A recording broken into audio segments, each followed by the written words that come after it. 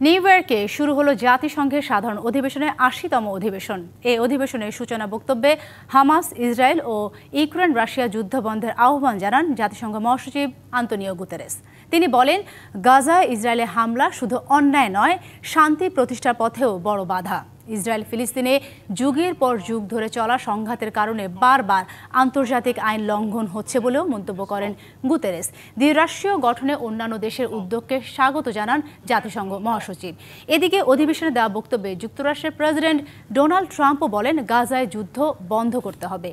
এ সময় মার্কিন প্রেসিডেন্ট বিশ্ব শান্তি প্রতিষ্ঠায় জাতিসংঘ ব্যর্থ হয়েছে বলেও মন্তব্য করেন। আর বলেন, ইরানকে কখনোই পারমাণবিক অস্ত্র তৈরি করতে দেওয়া হবে না বলেও হুঁশিয়ারি দিলেন ট্রাম্প। ইউরোপকে রাশিয়া থেকে জ্বালানি কেনা বন্ধ করতে হবে বলেও মন্তব্য করেন তিনি। এদিকে উদ্বোধনী অধিবেশনে যোগ দিয়েছেন অন্তর্বর্তী সরকারের প্রধান উপদেষ্টা doctor Mohammad Yunus. International law has been breached. গাজায় ইসরায়েলের হামলা শুধু অন্যায় নয়, এটা শান্তির চেষ্টার পথেও বড় বাধা। আসুন বিভ্রান্তি দূর করি। সংলাপ ব্যর্থ হয়েছে, চুক্তি ও আন্তর্জাতিক আইন বারবার লঙ্ঘিত হয়েছে। আমরা এখানে এসেছি এই দুঃস্বপ্ন থেকে বেরিয়ে আসার পথ খুঁজতে। সেই পথ হলো একটি দ্বিরাষ্ট্রীয় সমাধান। দুই স্বাধীন সার্বভৌম রাষ্ট্র শান্তিপূর্ণভাবে পাশাপাশি বসবাস করবে এবং জেরুজালেম হবে উভয় রাষ্ট্রের রাজধানী। Jerusalem as the capital of both states.